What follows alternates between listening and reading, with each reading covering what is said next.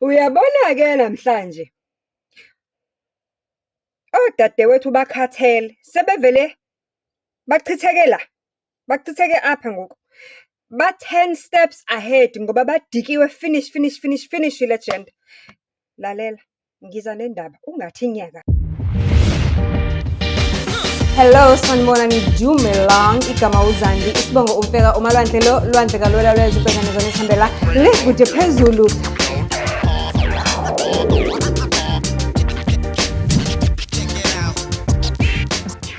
Do join. It's a story time. It's a story time. It's a story time. It's a story time. Yeah. Isondeze eduze ngoba ngifuna ukuthi uyizwe kahle ungadideki. It's this one. It's short and sweet. Agulukudela udali ku-DM athi malwandle. Ngicela ngingaveli ngisho nange-manicure ngoba iyazi yini, yabona le mbongolo mzukwane isuthe kahle ivele ihlala ifuna ukuzobhodlela ngakufoni yami. Sisimalwandle, nayi indaba.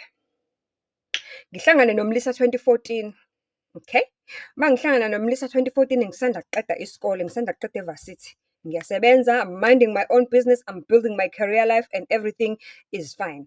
UMlisa isikole asikho kahle but anginandaba naloko, ngakuthola nje sisashelana ngoba-ke ngumuntu othandayo ngempela-ke ukuresearch-a ngomuntu uma ngabe ngizozwana naye. So ngithe uma ngilandelela nje even before ngimnqoma, hhayi ngabo ngazitholela mina engakongitshela ukuthi isikole into engekho kahle. Kodwa-ke yena-ke wayesebenza kahle sisizandile kwezinye zezinkampani ezikhanda izimoto khona around eThekwini.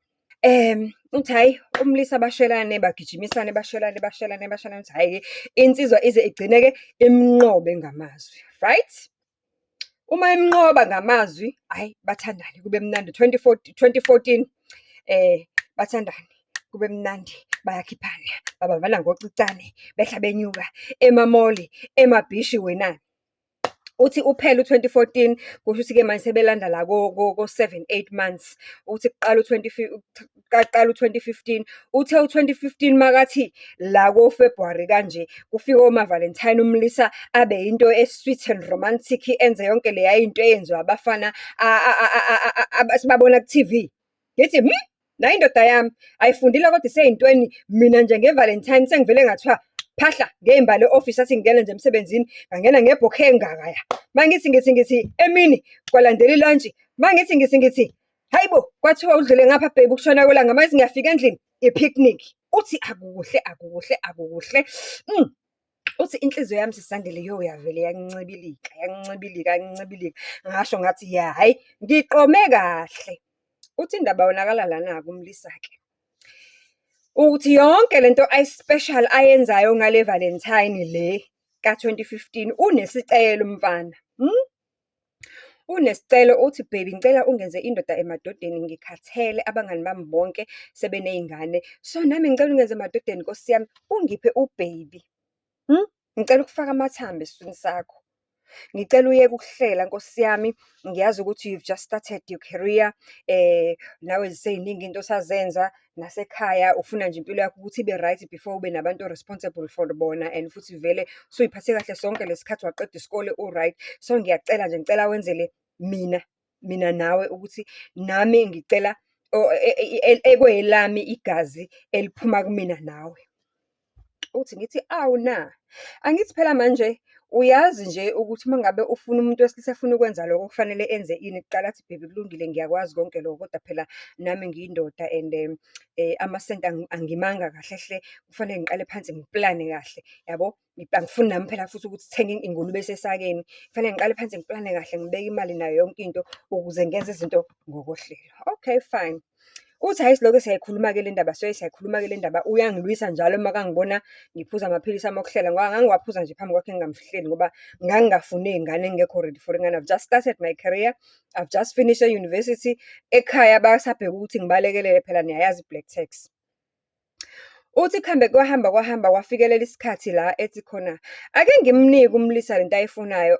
Uthi-ke wesisizandile, Awusazi isicefe emhlabeni ungawucefezelwa indoda ekufuna into ongazimiselanga ngokuyinikezana, ongekho ready for yona.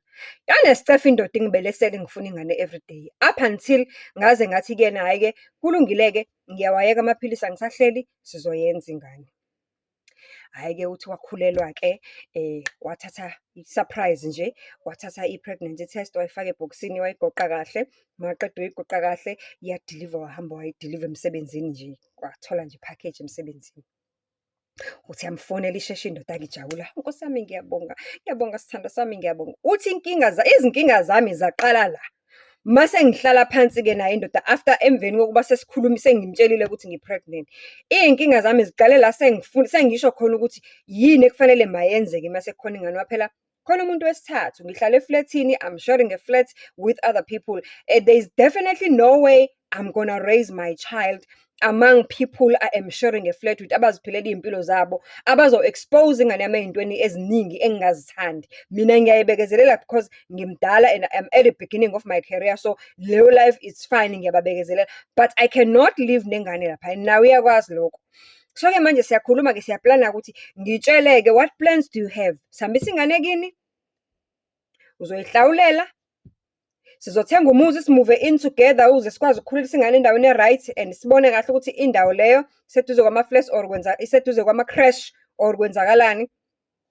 Or siqashe umuntu ozozohlala nathi kule ndawo esizobe sihlala kuyona thina sobabili ukuze ingane ikhule endaweni ephilile. Uthi hhayi, siyikhulume le ndaba kube ngazukuthi siyagejana here and there, ukuthi-ke manje ama-responsibilities, excuse me, somehow azokhula ama-responsibilities. Uthi kuthe nje jikijiki, not even a month later, one silly day, ngathi ngiyamfonela uMlisa. Sasingajwayele ukungafonelani nje, sasabantu abafonelanayo nje ekuseni uma ngiya emsebenzini. Hayi babe, unjani? Hawu, kusebenze kahle. Uthi nje that silly day yathi hayi bo, umuntu wami today akazange ngithinte, seliyoshona ilanga. Uthi ngathi uma ngithi ngiyazama ngiyamthinta, hayi bo, ifoni off. Ngaphinde ngamthinta uma ngifika endlini, hayi bo, ifoni off. Washaya u-7, hayi bo, ifoni off. Uthi ngayolunguza ku-Facebook, naku-Facebook phela singama-friends siyazana, hayi bo, profile gone. Kanti kwenzakalani? Uthi hhayi ngathula. Ngaphinde ngazama nangakusasa, ngaphinde futhi sisandile ngazama ngekusasa langakusasa. Laphela iviki, yaphela inyanga, yesibili, yaphela inyanga yesithathu, umuntu khala amaphepha. Le nto ebekade lokhu engicela yona, ngibelesele, uyitholile manje, usebalekile.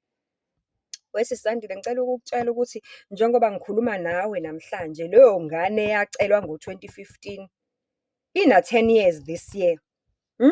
Ina-10 years this year. Kodwa ubaba wayo impilo yayo yonke akayazi ukuthi injani ebusweni. Akazi uma kungena isama kuphuma isama, kuphuma ihlobo kungena ispring, kungena ini. Akazi uma kukhisimusi, akazi uma kuyintontoni, akazi ingane uma iya kuma-excursion, akayazi nokuthi ifunda kusiphi isikole, ikhokha malini. Let alone ukuthi uma isilala-ke ebusuku ilala idleni endlini la ihlala khona.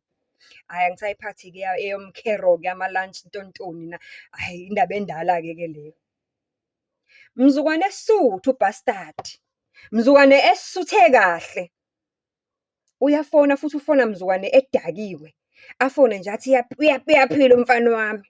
Akamazi nokuthi unjani ebusweni, akafuni ngisho ukukhuluma naye. Kodwa-ke okuhle engikuthandayo ngaye ukuthi yena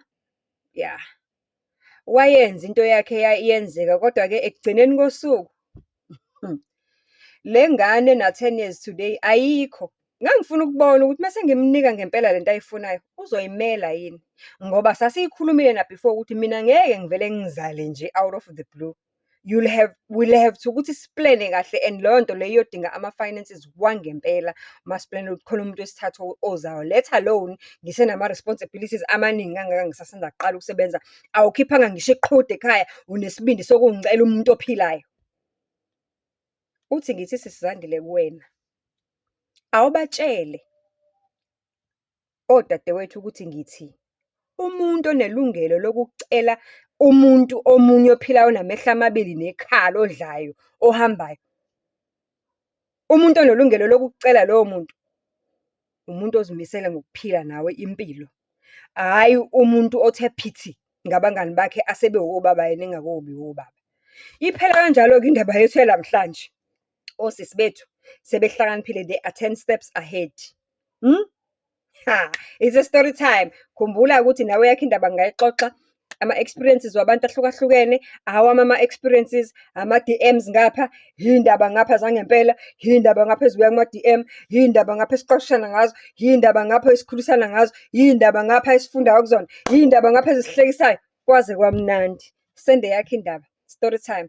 DM me on TikTok, DM me on Facebook, everywhere, anywhere where you can DM me. Even my number ikhona kwakhona la. Yabo uma ungilandela uzoyazi inamba yami. Vula usend i-voice note nje lapha ku-WhatsApp, ngizoyiqoqa indaba yakho ave ngikuthanda.